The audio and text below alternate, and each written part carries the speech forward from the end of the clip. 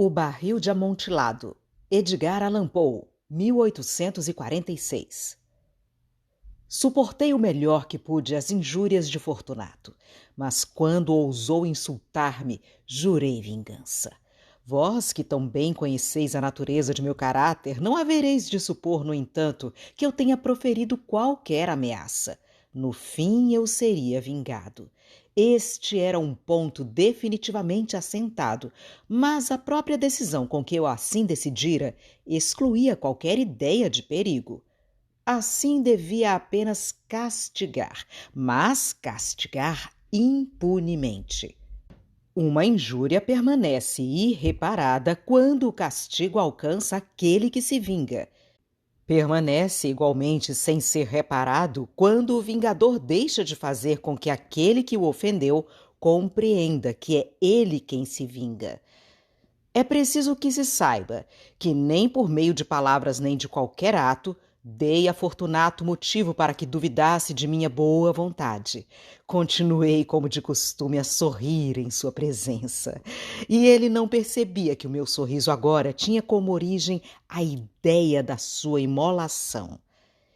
Esse tal Fortunato tinha um ponto fraco, embora, sob outros aspectos, fosse um homem digno de ser respeitado e até mesmo temido.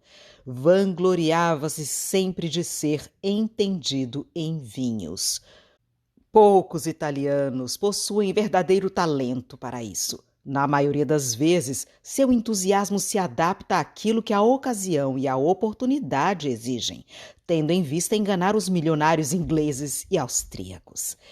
Em pintura e pedras preciosas, Fortunato, como todos os seus compatriotas, era um intrujão, mas, com respeito a vinhos antigos, era sincero. Sob este aspecto, não havia grande diferença entre nós, pois que eu também era hábil conhecedor de vinhos italianos, comprando-os sempre em grande quantidade, sempre que podia. Uma tarde, quase ao anoitecer, em plena loucura do carnaval, encontrei o meu amigo. Acolheu-me com excessiva cordialidade, pois que havia bebido muito. Usava um traje de truão, muito justo e listrado, tendo à cabeça um chapéu cônico, guarnecido de guizos. Fiquei tão contente de encontrá-lo que julguei que jamais estreitaria sua mão como naquele momento. Meu caro Fortunato, disse-lhe eu, foi uma sorte encontrá-lo. Mas que bom aspecto tem você hoje. Recebi um barril como sendo de amontilado, mas tenho minhas dúvidas. Como? Disse ele. Amontilado? Um barril? Impossível! E em pleno carnaval? Tenho minhas dúvidas, repeti, e seria tolo que o pagasse como sendo de amontilado antes de consultá-lo sobre o assunto. Não conseguia encontrá-lo em parte alguma e receava perder um bom negócio. Amontilado? Tenho minhas dúvidas. Amontilado! E preciso efetuar o pagamento. Amontilado! Mas como você está ocupado, irei à procura de Lucchesi. Se existe alguém que conheça o assunto, esse alguém é ele. Ele me dirá... Lucchesi é incapaz de distinguir entre um amontilado e um xerez. Não obstante, há alguns imbecis que acham que o paladar de Lucchesi pode competir com o seu. Vamos embora. Para onde? Para as suas adegas. Não, meu amigo, eu não quero abusar da sua bondade. Penso que você deve ter algum compromisso. Lucchesi... Não tenho compromisso algum? Vamos? Não, meu amigo. Embora você não tenha compromisso algum, vejo que está com muito frio e as adegas são insuportavelmente úmidas. Estão recobertas de salitre. Apesar de tudo, vamos. Não importa o frio. Amontilado. Você foi enganado. Quanto a Lucchesi, não sabe distinguir entre xerez e amontilado. Assim falando, Fortunato tomou-me pelo braço. Pus uma máscara de seda negra e, envolvendo-me bem em meu roquelaire, deixei-me conduzir ao meu palazzo. Não havia nenhum criado em casa, pois que todos haviam saído para celebrar o carnaval. Eu lhes dissera que não regressaria antes da manhã seguinte e lhes dera ordens estritas para que não arredassem pé da casa. Essas ordens eram suficientes, eu bem o sabia, para assegurar o seu desaparecimento imediato, tão logo eu lhes voltasse as costas. Tomei 2 velas de seus candelabros e, dando uma a Fortunato, conduziu-o curvado através de uma sequência de compartimentos à passagem abobadada que levava à adega. Chegamos, por fim, aos últimos degraus e detivemo-nos sobre o solo úmido das catacumbas dos Montresor. O andar de meu amigo era vacilante e os guizos do seu gorro retiniam a cada um de seus passos. — E o barril? Perguntou. — Está mais adiante, respondi. Mas observe as brancas teias de aranha que brilham nas paredes dessas cavernas. Voltou-se para mim e olhou-me com suas nubladas pupilas que destilavam as lágrimas da embriaguez. — Salitre? Perguntou por fim. — Salitre, respondi. — Há quanto tempo você tem essa tosse? Meu pobre amigo pôs-se a tossir sem cessar, e durante muitos minutos não lhe foi possível responder. — Não é nada, disse afinal. — Vamos, disse-lhe com decisão. Vamos voltar. Sua saúde é preciosa. Você é rico, respeitado, admirado, amado. Você é feliz, como eu também o era. Você é um homem cuja falta será sentida. Quanto a mim, não importa. Vamos embora. Você ficará doente e eu não quero arcar com essa responsabilidade. Além disso, posso procurar Lucchesi. — Basta! Exclamou ele. Esta tosse não tem importância, não me matará. Não morrerei por causa de uma simples tosse. É verdade, respondi. E eu, de fato, não tenho intenção alguma de alarmá-lo sem motivo. Mas você deve tomar precauções. Um gole desse Medoc nos defenderá da umidade. E dizendo isto, partiu o gargalo de uma garrafa que se achava numa longa fila de muitas outras iguais sobre o chão úmido. — Beba, disse, oferecendo-lhe o vinho. Levou a garrafa aos lábios, olhando-me de soslaio. Fez uma pausa e saudou-me com familiaridade enquanto seus guizos soavam. — Bebo, disse ele, à saúde dos que repousam enterrados em torno de nós. E eu para que você tenha vida longa. Tomou-me de novo o braço e prosseguimos. Estas cavernas, disse-me, são extensas. Os Montresor, respondi, formavam uma família grande e numerosa. Esqueci qual o seu brasão. Um grande pé de ouro, em campo azul. O pé esmaga uma serpente ameaçadora, cujas presas se acham cravadas no salto. E a divisa? Nemo me impune lecessit. Muito bem, exclamou. O vinho brilhava em seus olhos e os guizos retiniam. Minha própria imaginação se animou, devido ao Medoc. Através de paredes de ossos empilhados, entremeados de barris e tonéis, penetramos nos recintos mais profundos das catacumbas. Detive-me de novo, e essa vez me atrevi a segurar Fortunato pelo braço acima do cotovelo. — O salitre! Exclamei. — Veja como aumenta! Prende-se como musgo nas abóbadas. Estamos sob o leito do rio. As gotas de umidade filtram-se por entre os ossos. Vamos, voltemos antes que seja tarde demais. A sua tosse... Não é nada, respondeu ele. Prossigamos. Mas antes, tomemos outro gole do Medoc. Partiu o gargalo de uma outra garrafa de vinho do Grave e dei-a a Fortunato. Ele a esvaziou de um trago. Seus olhos cintilaram com um brilho ardente. Pôs-se a rir e atirou a garrafa para o ar com gesticulação que não compreendi. Olhei-o surpreso. Repetiu o movimento, um movimento grotesco. Você não compreende? Perguntou. Não, não compreendo, respondi. Então é porque você não pertence à Irmandade. Como? Não pertence à maçonaria. Sim, sim, pertenço. Você? Impossível. Um maçom? Um maçom, respondi. Prove-o, disse ele. Eis aqui, respondi, tirando de debaixo das dobras de meu roquelaire uma colher de pedreiro. Você está gracejando, exclamou, recuando alguns passos. Mas prossigamos, vamos ao amontilado. Está bem, disse eu, guardando outra vez a ferramenta debaixo da capa e oferecendo-lhe o braço. Apoiou-se pesadamente em mim. Continuamos nosso caminho em busca do amontilado. Passamos através de uma série de baixas abóbadas, descemos, avançamos ainda, tornamos a descer e chegamos, afinal, a uma profunda cripta, cujo ar rarefeito fazia com que nossas velas bruxuleassem ao invés de arder normalmente.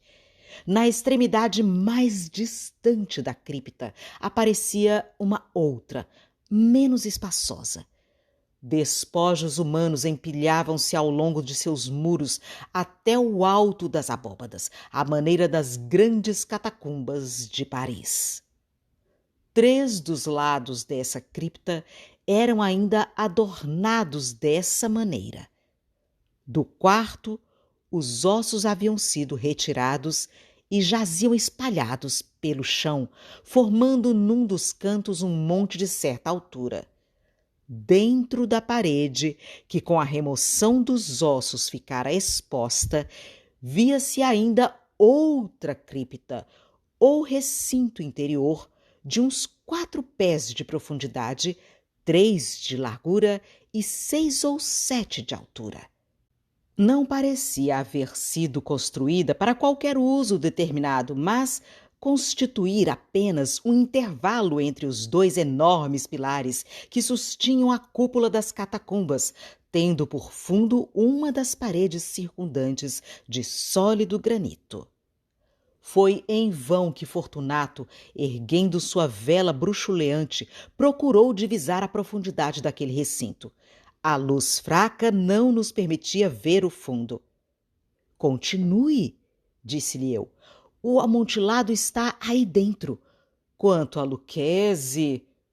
É um ignorante, interrompeu meu amigo, enquanto avançava com passo vacilante, seguido imediatamente por mim. Num momento, chegou ao fundo do nicho e, vendo o caminho interrompido pela rocha, deteve-se estupidamente perplexo. Um momento após, eu já o havia acorrentado ao granito, pois que, em sua superfície, havia 2 argolas de ferro, separadas uma da outra horizontalmente por um espaço de cerca de 2 pés. De uma delas pendia uma corrente, da outra um cadeado. Lançar a corrente em torno de sua cintura para prendê-lo foi coisa de segundos. Ele estava demasiado atônito para oferecer qualquer resistência. Retirando a chave, recuei alguns passos. Passe a mão pela parede, disse-lhe eu. Não poderá deixar de sentir o salitre. Está com efeito muito úmida. Permita-me ainda uma vez que lhe implore para voltar. Não? Então, positivamente, tenho de deixá-lo, mas primeiro devo prestar-lhe todos os pequenos obséquios ao meu alcance. O amontilado! Exclamou meu amigo, que ainda não se refizera de seu assombro. Ah, é verdade, respondi, o amontilado. E, dizendo essas palavras, pus-me a trabalhar entre a pilha de ossos a que já me referi. Jogando-os para o lado, deparei logo com uma certa quantidade de pedras de construção e argamassa. Com este material e com a ajuda de minha colher de pedreiro, comecei ativamente a tapar a entrada do nicho. Mal assentara a primeira fileira de minha obra de pedreiro quando descobri que a embriaguez de Fortunato havia, em grande parte, se dissipado. O primeiro indício que tive disso foi um lamentoso grito vindo do fundo do nicho. Não era o grito de um homem embriagado. Depois houve um longo e obstinado silêncio. Coloquei a segunda, a terceira e a quarta fileiras. Ouvi então as furiosas sacudidas da corrente. O ruído prolongou-se por alguns minutos, durante os quais, para deleitar-me com ele, interrompi o meu trabalho e sentei-me sobre os ossos. Quando, por fim, o ruído cessou, apanhei de novo a colher de pedreiro e acabei de colocar, sem interrupção, a quinta, a sexta e a sétima fileiras. A parede me chegava agora até a altura do peito. Fiz uma nova pausa e, segurando a vela por cima da obra que havia executado, dirigi a fraca luz sobre a figura que se achava no interior. Uma sucessão de gritos altos e agudos irrompeu de repente da garganta do vulto acorrentado e pareceu impelir-me violentamente para trás. Durante um breve instante hesitei. Tremi. Saquei de minha espada e pus-me a desferir golpes no interior do nicho. Mais um momento de reflexão bastou para tranquilizar-me. Coloquei a mão sobre a parede maciça da catacumba e senti-me satisfeito. Tornei a aproximar-me da parede e respondi aos gritos daquele que clamava. Repeti-os, acompanhei-os e os venci em volume e força. Fiz isso e o que gritava acabou por silenciar. Já era meia-noite. A minha tarefa chegava ao fim. Completara a oitava, a nona e a 10ª fileiras. Havia terminado quase toda a 11ª e restava apenas uma pedra a ser colocada e rebocada em seu lugar. Ergui-a com grande esforço, pois que pesava muito, e coloquei-a em parte na posição a que se destinava. Mas então saiu do nicho um riso abafado que me pôs os cabelos em pé. Seguiu-se-lhe uma voz triste, que tive dificuldade em reconhecer como sendo a do nobre Fortunato. A voz dizia: esta é uma boa piada, uma excelente piada. Vamos rir muito no palazzo por causa disso. Por causa do nosso vinho. O amontilado, disse eu. Sim, o amontilado. Mas não está ficando tarde? Não estarão nos esperando no palácio? A senhora Fortunato e os outros? Vamos embora. Sim, respondi, vamos embora. Pelo amor de Deus, Montresor! Sim, respondi, pelo amor de Deus. Mas esperei em vão qualquer resposta a estas palavras. Impacientei-me. Gritei alto: Fortunato! Nenhuma resposta. Tornei a gritar: Fortunato! Ainda agora, nenhuma resposta. Introduzi uma vela pelo orifício que restava e deixei-a cair dentro do nicho. Chegou até mim como resposta apenas um tilintar de guizos. Senti o coração opresso, sem dúvida devido à umidade das catacumbas. Apressei-me para terminar o meu trabalho. Com esforço, coloquei em seu lugar a última pedra e cobri-a com argamassa. De encontro à nova parede, tornei a erguer a antiga muralha de ossos. Durante meio século, mortal algum os perturbou. Em pace requiescat.